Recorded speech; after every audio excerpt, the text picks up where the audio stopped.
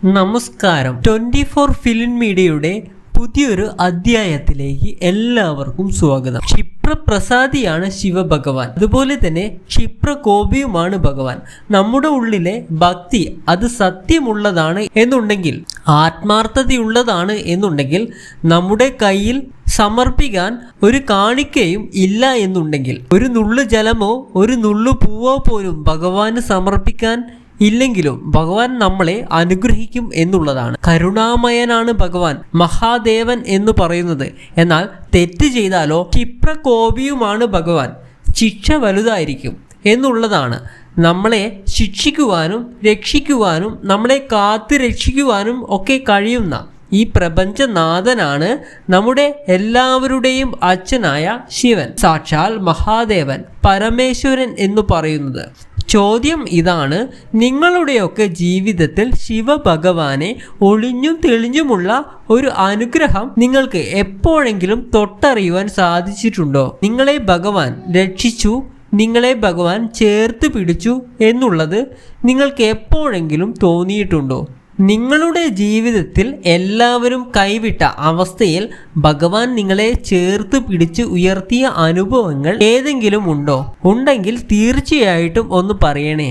അത്തരം അനുഭവങ്ങൾ കിട്ടിയിട്ടുള്ളവർ ഭാഗ്യവാന്മാരാണ്. ശിവചൈതന്യം തൊട്ടറിയുവാൻ സാധിക്കുക എന്ന് പറയുന്നത് അതിനേക്കാൾ വലിയൊരു കാര്യം നിങ്ങളുടെ ജീവിതത്തിൽ കിട്ടുവാൻ മറ്റൊന്നുമില്ല എന്നുള്ളതാണ്. നിങ്ങളുടെ ജീവിതത്തിൽ അങ്ങനെ അനുഭവം ഉള്ളവർ ഒന്ന് പറയണേ. കേൾക്കാൻ കഴിയുന്നത്, അറിയുവാൻ കഴിയുന്നത് തന്നെ മഹാപുണ്യമായിട്ടാണ് കരുതുന്നത് എന്ന് പറഞ്ഞുകൊണ്ട് കാര്യത്തിലേക്ക് വരാം. ഞാൻ പറഞ്ഞല്ലോ, നമ്മൾ എല്ലാവരും ശിവഭഗവാനെ പ്രാർത്ഥിക്കുന്നവരാണ്. നമ്മൾ അമ്പലത്തിൽ പോകുന്നവരാണ്, ശിവക്ഷേത്രത്തിൽ പോയി തൊഴുന്നവരാണ്. ശിവക്ഷേത്രത്തിൽ പോയി തൊഴുന്ന സമയത്ത് നമ്മൾ ചില കാര്യങ്ങളൊക്കെ വളരെ പ്രത്യേകം ശ്രദ്ധിക്കേണ്ടതുണ്ട്. ചില തെറ്റുകൾ അല്ലെങ്കിൽ ചില ചിട്ടകൾ തെറ്റിക്കുവാൻ പാടില്ല. ചില തെറ്റുകൾ ചെയ്യാൻ പാടില്ല എന്നുള്ളത് വളരെ നിർബന്ധമായിട്ടുള്ള കാര്യമാണ്. ശിവകോപത്തിന് നമ്മൾ ഇരയാകുന്ന ചില കാര്യങ്ങൾ നമ്മൾ അറിഞ്ഞോ അറിയാതെയോ ശിവക്ഷേത്രത്തിൽ പോകുമ്പോൾ ചെയ്യാറുണ്ട്.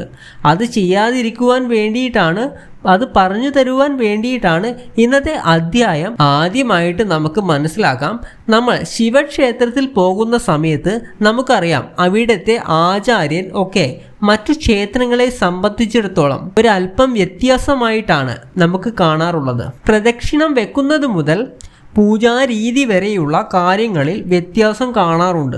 നമ്മൾ ശിവക്ഷേത്രത്തിൽ പോയി പ്രാർത്ഥിക്കുന്ന സമയത്ത് ഒരിക്കലും ഞാൻ ഈ പറയുന്ന കാര്യങ്ങൾ നിങ്ങൾ ചെയ്യരുത്, അറിഞ്ഞോ അറിയാതെയോ ചെയ്യുന്നുണ്ടെങ്കിൽ ഇന്ന് തന്നെ അത് മാറ്റണം. വലിയ തെറ്റാണ്. ഒരുപാട് അമ്മമാർ ഈ തെറ്റ് ചെയ്യുന്നത് ഞാൻ നേരിട്ട് കണ്ടിട്ടുണ്ട്. അമ്മമാർ എന്ന് പ്രത്യേകിച്ച് പറയാൻ കാരണം, അമ്മമാർക്കാണ് എപ്പോഴും ഒരുപാട് വിഷമങ്ങളും കാര്യങ്ങളുമൊക്കെ ഉള്ളത്, വ്യാകുലതകളുമൊക്കെ ഉള്ളത്. അതുകൊണ്ട് അമ്മമാർ ഇത് പ്രത്യേകം കേൾക്കുക, ഒരിക്കലും ഈ തെറ്റ് ചെയ്യരുത്. ഒന്നാമത്തെ കാര്യം എന്ന് പറയുന്നത്, നമ്മൾ ശിവക്ഷേത്രത്തിൽ പോയി പ്രാർത്ഥിക്കുന്ന സമയത്ത് ഒരു കാരണവശാലും മറ്റൊരാൾ നശിക്കാനായിട്ട് അല്ലെങ്കിൽ മറ്റൊരാൾക്ക് അവനെ ഒന്ന് കാണിച്ചു കൊടുക്കണം, അവനെ അനുഭവിക്കണം എന്ന്, അല്ലെങ്കിൽ അത് ശത്രുവായിക്കോട്ടെ ആരുമായിക്കോട്ടെ, നമ്മളോട് ഇനി എന്ത് ക്രൂരത ചെയ്തവനും ആയിക്കോട്ടെ, അവർ നശിക്കണമെന്നോ അല്ലെങ്കിൽ അവർക്ക് ഭഗവാൻ അതിനുള്ള ശിക്ഷ കൊടുക്കണമെന്നോ അവർക്ക് കാണിച്ചു കൊടുക്കണമെന്നോ ഒന്നും പറഞ്ഞു പ്രാർത്ഥിക്കുവാൻ പാടില്ല എന്നുള്ളതാണ്. പലരും വിഷമം സഹിക്കാതെ വന്ന് നടയിലൊക്കെ നിന്ന് പറയുന്നത് ഞാൻ കേട്ടിട്ടുണ്ട്. ഭഗവാനെ അവൻ അനുഭവിക്കണമേ, കാണിച്ചു കൊടുക്കണേ എന്നൊക്കെ ചെയ്ത തെറ്റിനെ അവൻ അനുഭവിക്കണം എന്നൊക്കെ പറയാറുണ്ട്. ഇത് മഹാ അപരാധമാണ്. ഒരിക്കലും ശിവക്ഷേത്രത്തിൽ അല്ലെങ്കിൽ ഒരു അമ്പലത്തിലും പറയരുത്. പ്രത്യേകിച്ച് ശിവക്ഷേത്രത്തിൽ പോയി അങ്ങനെ പറയരുത്. നമ്മൾ ചിന്തിക്കുന്നതിനേക്കാളും വലിയ ദോഷമാണ് നമുക്ക് തിരിച്ചടി ഉണ്ടാകുന്നത് എന്നും പറയാം. ഭഗവാൻ എല്ലാം കാണുന്നുണ്ട്. അവർ തെറ്റ് ചെയ്തിട്ടുണ്ടെങ്കിൽ ഭഗവാൻ തന്നെ കൊടുത്തോളും. ഒരിക്കലും നമ്മൾ ക്ഷേത്രത്തിൽ പോയി നിന്ന് അങ്ങനെ നെഗറ്റീവായിട്ടുള്ള ഒരു കാര്യവും പറയരുത് എന്നുള്ളതാണ്.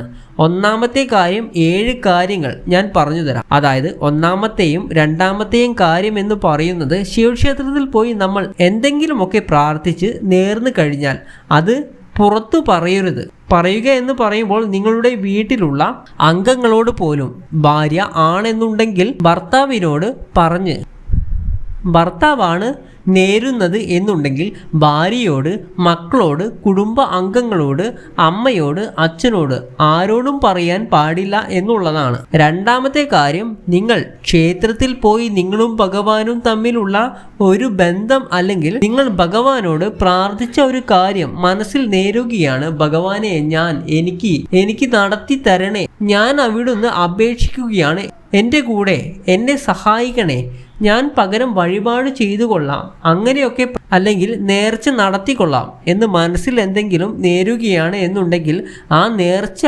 ഒരിക്കലും പുറത്തു പറയരുത്. ഇത് നിർബന്ധമായിട്ടുള്ള കാര്യമാണ്. പുറത്തു പറഞ്ഞാൽ നിങ്ങൾ ഉദ്ദേശിച്ച ഫലം അതിന് ലഭിക്കുകയില്ല എന്നതാണ്. രണ്ടാമത്തെ കാര്യം എന്ന് പറയുന്നത് പലരും ചെയ്യുന്ന ഒരു തെറ്റാണ്. ക്ഷേത്രത്തിൽ പോകും, ശിവക്ഷേത്രത്തിൽ പോകും, ഭഗവാനെ ആദ്യമേ നട തുറന്ന് കാണുമ്പോൾ തന്നെ എല്ലാ സങ്കടങ്ങളും അല്ലെങ്കിൽ ആവശ്യങ്ങളുടെ ഭാണ്ഡക്കെട്ടും എടുത്ത് തുറന്ന് ഭഗവാന്റെ മുന്നിലേക്ക് വെക്കുക എന്ന് പറയുന്നത് അങ്ങനെയല്ല ചെയ്യേണ്ടത്. ശിവക്ഷേത്രത്തിൽ എപ്പം ചെന്നാലും ആദ്യം നന്ദിയെ വണങ്ങണം. നോക്കി 3 തവണ ഓം നമഃശിവായ ചൊല്ലി പ്രാർത്ഥിക്കണം. നന്ദിയെ വണങ്ങിയിട്ട് ഭഗവാനെ ദർശിക്കുക. ഇങ്ങനെയാണോ നിങ്ങൾ ചെയ്യുന്നത്? ആണെന്നുണ്ടെങ്കിൽ ഒന്ന് പറയണേ. ആദ്യം നന്ദിയെ വണങ്ങണം. വണങ്ങി 3 തവണ ഓം നമഃശിവായ ചൊല്ലിയതിനു ശേഷം മാത്രമേ നിങ്ങൾ ഭഗവാനെ ദർശിച്ച് 108 തവണ ഓം നമഃശിവായ ജപിച്ച് ആ ജപവും കഴിഞ്ഞതിനു ശേഷം വേണം നിങ്ങളുടെ മറ്റ് പ്രാർത്ഥനകളും നിങ്ങളുടെ മനസ്സിൽ തോന്നുന്ന കാര്യങ്ങളുമൊക്കെ അതിനുശേഷം വേണം ചെയ്യാൻ എന്ന് പറയുന്നത്. ഇതൊരു കാര്യവശാലും തെറ്റിക്കരുത്. അടുത്തത് 4ാമത്തെ കാര്യം എന്ന് പറയുന്നത് പലരും ഭഗവാനെ വെല്ലുവിളിക്കുന്ന രീതിയിലുള്ള പ്രാർത്ഥന നടത്തുന്നതായിട്ട് കണ്ടിട്ടുണ്ട്. ഒരിക്കലും ഇത് ചെയ്യരുത്. എന്താണ് ഈ വെല്ലുവിളിക്കുന്ന രീതിയിലുള്ള പ്രാർത്ഥന? ഭഗവാൻ ഉണ്ടെങ്കിൽ എനിക്കിത് നടത്തി തരണം, ഭഗവാൻ ഉണ്ടെങ്കിൽ എനിക്കിത് കാണിച്ചു തരണം, ഭഗവാൻ ഉണ്ടെങ്കിൽ എനിക്കിത് കാണാൻ സാധിക്കും. അത് അമ്പലത്തിൽ പോകണോ എന്ന് തന്നെയല്ല, വീട്ടിലിരുന്നാലും ഭഗവാന്റെ പേര് ചൊല്ലി പറഞ്ഞുകൊണ്ട് ഈശ്വരൻ ഉണ്ടെങ്കിൽ എനിക്ക് നടത്തി തരും, ആ രീതിയിലുള്ള വാക്കുകൾ നമ്മൾ പറയരുത്. അത് ദോഷമായിട്ട് വരും. ഒരിക്കലും അങ്ങനെയുള്ള വെല്ലുവിളിക്കുന്ന രീതിയിൽ പ്രാർത്ഥനയോ നേർച്ചയോ അല്ലെങ്കിൽ കാര്യങ്ങളോ പറയാൻ പാടില്ല എന്നുണ്ട്. ഭഗവാൻ ഉള്ളത് കൊണ്ടാണല്ലോ നിങ്ങൾക്ക് ഭഗവാനെ വെല്ലുവിളിക്കുവാൻ സാധിക്കുന്നത്. അപ്പോൾ ഒരിക്കലും ഭഗവാൻ ഉണ്ടെങ്കിൽ എനിക്ക് നടക്കും, എനിക്കത് നടന്നേനെ, അങ്ങനെ പറയാൻ പാടില്ല. മറ്റൊരു പ്രധാനപ്പെട്ട കാര്യം എന്നു പറയുന്നത് ഒരിക്കലും ശരീരശുദ്ധിയും മനഃശുദ്ധിയും ഇല്ലാതെ ശിവക്ഷേത്രത്തിലേക്ക് പോകരുത് എന്നുള്ളതാണ്. എന്താണ് ശരീരശുദ്ധി? കുളിച്ച് വൃത്തിയായി മറ്റ് അശുദ്ധികളൊന്നുമില്ല എന്ന് ഉറപ്പുവരുത്തുക എന്നുള്ളതാണ്. ശരീരശുദ്ധി, മനഃശുദ്ധി എന്ന് പറയുന്നത് എന്താ? മനഃശുദ്ധി എന്ന് പറയുന്നത് മനസ്സിൽ വെറുപ്പ്, ദോഷം, അനാവശ്യ ചിന്തകൾ ഇതൊന്നും വെച്ച് പുലർത്തിക്കൊണ്ട് ശിവക്ഷേത്രത്തിലേക്ക് പോകരുത്. പോകുന്ന സമയത്ത് ആ പടി കടക്കുന്നതിന് മുൻപായിട്ട് അതൊക്കെ എടുത്ത് പുറത്ത് കളഞ്ഞ് പൂർണ്ണമായി ഭഗവാനിൽ അർപ്പിച്ച് നമഃശിവായ മന്ത്രം ജപിച്ചുകൊണ്ട് ദർശനം നടത്തുക എന്നുള്ളതാണ്.